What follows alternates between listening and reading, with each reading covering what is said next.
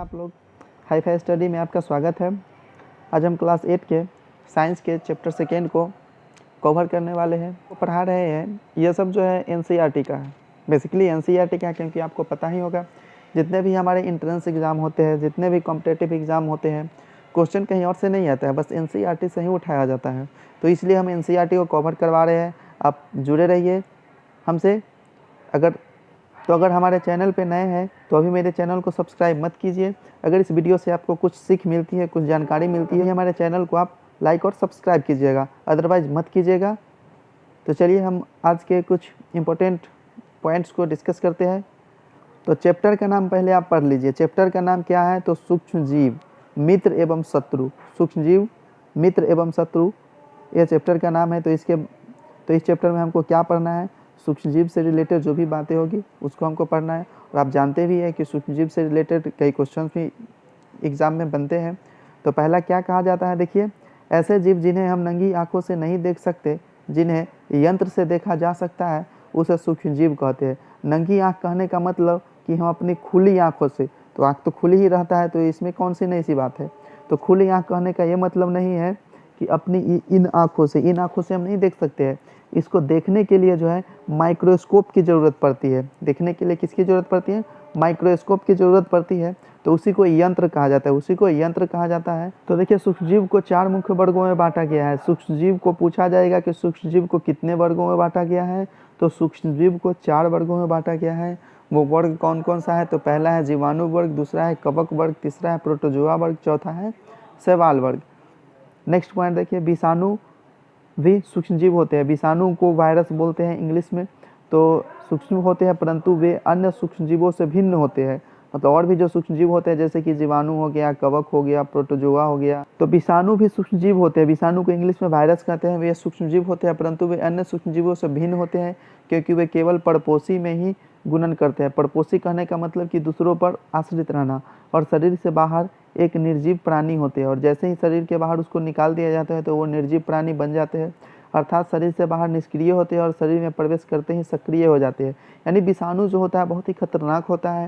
यानी जब तक आपके शरीर के अंदर है तब तक वो जीवित है, और शरीर से बाहर निकाल दिया गया तो वो क्या है? वो डेड है, यानी मर जाता है। तो वायरस बहुत ही खतरनाक होता है। कुछ महीने पहले कोरोना वायरस का नाम सुने हैं, कितना खतरनाक था, कितने लोग इससे जो है दुनिया को छोड़ गए। तो यह बहुत ही खतरनाक है। अभी भी इस पर काबू नहीं पाया गया है। हालांकि जो है सरकार की तरफ से इस पर बहुत ही ज़्यादा प्रयास किया जा रहा है, वैक्सीन्स भी आ गई है। तो चलिए अब नेक्स्ट पॉइंट की तरफ बढ़ते हैं। हमारा क्या है? कुछ विषाणु जनित रोग, जैसे ये नेक्स्ट पॉइंट है हमारा, कुछ विषाणु जनित रोग जैसे जुकाम, इन्फ्लुएंजा, एड्स, खांसी, ये सब विषाणु से होते हैं। यानी यहाँ पे याद कर लीजिए कि वायरस से होने वाले रोग कौन कौन सा है। क्वेश्चन यही चाहते हैं कि विषाणु से होने वाले रोग कौन कौन है। तो जुकाम है, सर्दी जुकाम जिसको बोल सकते हैं, इन्फ्लुएंजा है, एड्स है, खांसी है, ये सब जो है किससे होते हैं? तो ये सब विषाणु से होने वाले रोग है। आप याद कर लीजिए कि विषाणु से होने वाले रोग जुकाम, इन्फ्लुएंजा, एड्स, खांसी, ये सब जो है विषाणु से होते हैं। नेक्स्ट हमारा पॉइंट है, वे सूक्ष्मजीव जो हमारे लिए लाभदायक होते हैं और उनका उपयोग विभिन्न कार्यों में किया जाता है, मित्रवत सूक्ष्मजीव कहलाते हैं। जैसे देखिए, कुछ सूक्ष्मजीव ऐसे होते हैं कि वो हमारे बेनिफिट के लिए होते हैं, हमारे बेनिफिट के लिए वो सूक्ष्मजीव होते हैं। तो बेनिफिट वाले सूक्ष्मजीव को हम मित्रवत सूक्ष्मजीव कहते हैं। जैसे कि लैक्टोबैसिलस, तो आपको पता ही होगा कि लैक्टोबैसिलस जीवाणु कहाँ पाया जाता है? तो दही में पाया जाता है। दूध से दही बनाने के लिए लैक्टोबैसिलस सूक्ष्मजीव का यूज किया जाता है। चलिए नेक्स्ट पॉइंट पढ़ते हैं। ये हमारे दही, ब्रेड और केक बनाने में किया जाता है, तथा प्राचीन काल से इन सूक्ष्मजीव का उपयोग अल्कोहल बनाने में किया जाता है। यानी जो मित्रवत सूक्ष्मजीव होते हैं उसका उपयोग हम लोग कहाँ करते हैं? तो दही बनाने में, ब्रेड बनाने में, केक बनाने में, अल्कोहल बनाने में। अल्कोहल मतलब दारू, शराब, ये बनाने में हम उसका यूज करते हैं। नेक्स्ट पॉइंट देखिए, कुछ सूक्ष्मजीव मृदा की उर्वरता में भी वृद्धि करते हैं। तो ऐसे भी कुछ सूक्ष्मजीव होते हैं जो मृदा यानी मिट्टी की उर्वरक क्षमता को बनाए रखते हैं। पिछले चैप्टर में आपको बता चुके हैं कि मिट्टी की उर्वरक शक्ति बढ़ाने में किसका हाथ होता है?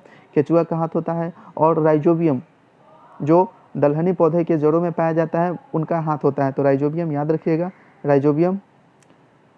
Next point very important point है, देखिए नेक्स्ट, लैक्टोबैसिलस जीवाणु दूध को दही में परिवर्तित करने वाले जीवाणु है। कई बार क्वेश्चन ये पूछ चुका है कि लैक्टोबैसिलस जीवाणु जो होता है क्या करता है? तो दूध को दही बनाता है। यानी दूध से दही जमाने का काम किसका है?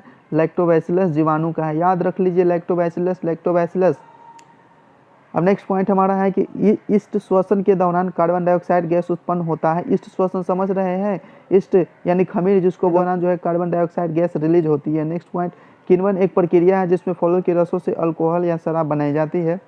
इसमें ईस्ट प्राकृतिक शर्करा को निम्नीकरण कर अल्कोहल में परिवर्तित कर देते हैं। किण्वन क्या होता है? तो किण्वन जो होता है जिसमें क्या होता है कि फलों के रसों से अल्कोहल या शराब बनाई जाती है। मतलब फल के रस को निकाल करके और बड़े कंटेनर में डाल करके और उसमें ईस्ट डाल दिया जाता है। तो इसको डाल दिया जाता है तो वो क्या करता है कि फलों को रसों को सड़ा गला देता है और उससे अल्कोहल और शराब बनाता है। तो नेक्स्ट अब देखिए पॉइंट हमारा है कि ऐसी औषधि जो जीवाणुओं की वृद्धि को रोक देती है उन्हें समूल नष्ट कर देती है, एंटीबायोटिक कहलाती है। तो देखिए एंटीबायोटिक होता क्या है बेसिकली, जैसे कि अगर हमको सर्दी खांसी सर्दी जुकाम हो गया है तो हम जाते हैं मेडिसिन शॉप पे, बोलते हैं कि सर्दी हो गया है, सर दर्द कर रहा है, एक दवाई दीजिए। तो वो क्या करता है, वो सर्दी जुकाम का दवाई नहीं देता है, वो दवाई देता है एंटीबायोटिक। वो दवाई क्या देता है? एंटीबायोटिक। मतलब किसी तरह का एलर्जी हमको हो चुका है, उस एलर्जी को काटने का काम कौन करता है? एंटीबायोटिक करता है। तो एंटीबायोटिक से वो ठीक हो जाता है। यानी जीवाणुओं की वृद्धि को रोकने वाला जो दवाई होता है, जो मेडिसिन होता है, उसको क्या बोलते हैं? एंटीबायोटिक बोलते हैं। नेक्स्ट देखिए, पेनिसिलिन, स्ट्रेप्टोमाइसिन, टेट्रासाइक्लिन और एरिथ्रोमाइसिन आदि, ये सब किसके एग्जाम्पल्स है? तो ये सब जो हमारे एग्जाम्पल्स है वो एंटीबायोटिक के एग्जाम्पल्स है। सन 1929 में अलेक्जेंडर फ्लेमिंग ने पेनिसिलिन की खोज की थी। इस बात को आप किसी तरह माइंड में फिट कर लीजिए, इसको आप टॉनिक समझ के पी जाइए। अपने एग्जाम में क्वेश्चन आ चुके हैं कि पेनिसिलिन की खोज किसने की? अलेक्जेंडर फ्लेमिंग ने की थी। और इसमें सन भी याद रख लीजिए, कब?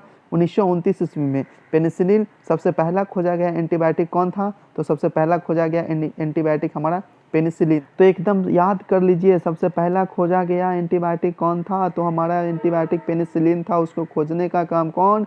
Alexander Fleming. कब? 1929 ईस्वी में। Very very important, very very important, बहुत इंपॉर्टेंट पॉइंट है यह। तो देख रहे हैं ना, एग्जाम अगर दिए होंगे आप कोई भी कॉम्पिटेटिव या इन्हीं सब में से क्वेश्चन आता है। आप देखे होंगे कि क्वेश्चन कहाँ से आता है। अगर कोई भी कॉम्पिटेटिव एग्जाम आप दिए होंगे या एंट्रेंस एग्जाम दिए होंगे तो आपको इन सब क्वेश्चन का सामना करना पड़ा होगा। इनमें से कोई ना कोई क्वेश्चन जरूर रहा होगा। चलिए आगे देखते हैं।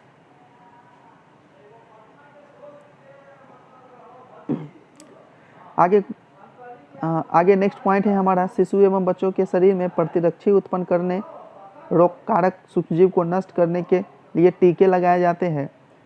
जैसे देखिए छोटे छोटे जो बच्चे होते हैं जो जन्म लेते हैं, उनके कुछ दिनों बाद जो है उनको टीका लगाया जाता है। वो टीका लगाया जाता है किस लिए? तो वो टीका जो होता है रोगकारक सूक्ष्मजीव को नष्ट करने के लिए टीका लगाया। हैजा, क्षय आदि बीमारियों के टीके द्वारा रोका जा सकता है। जैसे हैजा बीमारी हुआ, क्षय बीमारी हुआ, ये सब बीमारी को टीका के ही द्वारा लगाया जा सकता है। हम सबको और आपको ही बचपन में यह टीका लगाया गया होगा। चलिए नेक्स्ट पॉइंट देखते हैं। सूक्ष्मजीवों द्वारा फैलने वाले रोग जो एक संक्रमित व्यक्ति में वायु, जल, भोजन या कायिक संपर्क द्वारा फैलते हैं संचारणीय रोग कहलाते हैं। संचारणीय रोग कहने का क्या मतलब है कि एक दूसरे से फैलने वाले रोग, एक दूसरे से फैलने वाले, किसी व्यक्ति से हो सकता है, वायु, जल, भोजन या किसी भी तरह से किसी के कांटेक्ट में आ जाने से जो रोग फैलते हैं उनको संचारणीय रोग कहते हैं। जैसे कि कोरोना वायरस अभी आया था, तो ये कोरोना वायरस क्या था? तो एक दूसरे से कांटेक्ट करने की वजह से फैल रहा था। तो इस तरह फैलने वाले रोग को हम ट्रांसमिटेड डिजीज कहते हैं, यानी एक दूसरे से यह फैलते हैं। जैसे हैजा हो गया, खांसी हो गया, ये एक दूसरे से फैलते हैं। तो अगर किसी व्यक्ति को हैजा या खांसी हो गया है तो उससे थोड़ा डिस्टेंस बना के रखना चाहिए, नहीं तो फिर क्या हो सकता है कि वो बीमारी फैल सकता है। नेक्स्ट पॉइंट हमारा क्या है? तो पर्यावरण में मौजूद बड़ी मात्रा में सड़े पेड़ पौधे, मरे हुए जीवों को प्रदूषण फैलाते हैं जो कई रोगों के कारक है। यानी हमारे पर्यावरण में जो पेड़ पौधे सड़ गल जाते हैं, जीव मर जाते हैं, तो ये जीव खुले में नहीं छोड़ना चाहिए इनको। खुले में क्यों? क्योंकि खुले में छोड़ने से ये प्रदूषण फैलाते हैं, इनसे बदबू आती है, गंध आती है, इन पर कीड़े मकोड़े लग जाते हैं, जिससे हमारे आसपास के जो पर्यावरण होते हैं वो प्रदूषित होते हैं और ये हमारे हेल्थ के लिए हानिकारक भी हो सकते हैं। अब नेक्स्ट देखिए क्या कहता है कि सूक्ष्मजीव मृत जैविक अपशिष्टों का अपघटन करके उन्हें सरल पदार्थों में परिवर्तित कर देते हैं। देखिए सरल पदार्थों में परिवर्तित कर देते हैं, कहने का यह मतलब है कि वो पेड़ पौधा जो सड़ गल गया है, वैसे मरने के बाद खाली स्थानों में फेंक दिया जाता है, तो उनको क्या करते हैं? तो सूक्ष्मजीव जो है उनको खाने का काम करते हैं। धीरे धीरे करके उनके सारे अवशेष को वो हमारे पर्यावरण शुद्ध और स्वच्छ रहते हैं। तो ये भी सूक्ष्मजीव हमारे लिए लाभदायक हो गए। चलिए आगे नेक्स्ट पॉइंट देखते हैं। तो ऊपर देखें कि सरल पदार्थ में परिवर्तित कर देते हैं। तो सरल पदार्थ कहने का क्या मतलब कि अगर पेड़ पौधे के अपशिष्ट है तो उसको क्या कर देंगे, वो ह्यूमस में चेंज कर देंगे। किस में चेंज कर देंगे, ह्यूमस में चेंज कर देंगे। तो यही नेक्स्ट पॉइंट कहा गया, अन्य पौधों एवं जंतुओं दुर्गंध तथा सूक्ष्मजीवों द्वारा उपयोग किए जाते हैं। यानी जो अन्य पदार्थ बन गया है, नेक्स्ट पदार्थ जो बन गया है, जैसे ह्यूमस बन गया तो ह्यूमस पेड़ पौधे के द्वारा यूज कर लिया जाएगा। नेक्स्ट देखते हैं, वायुमंडल में 78% नाइट्रोजन गैस उपस्थित है। ये भी इंपॉर्टेंट पॉइंट है, इसको आप नोट डाउन कर लीजिएगा कि वायुमंडल में हमारे वायुमंडल में नाइट्रोजन कितना प्रतिशत है, तो हमारे वायुमंडल में नाइट्रोजन 78% है। संचारणीय रोग का मुख्य कारक घरेलू मक्खी है। जो ट्रांसमिटेड डिजीज मेन जो होता है वो कौन होता है, घरेलू मक्खी होता है। क्यों, क्योंकि मक्खी जो है अगर हमारे खाने पर मक्खियाँ बैठ जाती है, खाने पर अगर हमारे मक्खियाँ बैठ जाती है तो वो एक जगह से दूसरे जगह जाती रहती है और बीमारी को एक जगह से दूसरी जगह फैलाते रहती है। तो संचारणीय रोग का मुख्य कारक घरेलू मक्खी होती है। नेक्स्ट पॉइंट क्या है, मलेरिया रोग का वाहक मादा इन्फ्लूएंजा मच्छर होता है। ये देखिए, ये बहुत ही, ये तो और भी वीवीआई हो गया। मलेरिया रोग का वाहक मादा इन्फ्लूएंजा मच्छर होता है। यह आता है कि मलेरिया किससे होता है, मतलब किस मच्छर से होता है, तो मादा इन्फ्लूएंजा, नाम याद रख लीजिए, मादा इन्फ्लूएंजा मच्छर से मलेरिया रोग होता है। देख रहे हैं ना कि किस तरह से क्वेश्चन एग्जाम में पूछे जाते हैं और हम लोग इधर उधर भटकते रहते हैं। तो भटकना नहीं है, हमारे साथ जुड़े रहिए और बने रहिए। जितने भी इंपॉर्टेंट क्वेश्चंस पूछे जाते हैं फाइनली एग्जाम में, वो कहीं और से नहीं, सिर्फ और सिर्फ एनसीईआरटी से ही आते हैं। आप इधर उधर की पढ़ाई छोड़ दीजिए, एनसीईआरटी पे फुल फोकस कीजिए। एक भी क्वेश्चन इससे बाहर जाने वाला नहीं है। चलिए नेक्स्ट पॉइंट की तरफ बढ़ते हैं।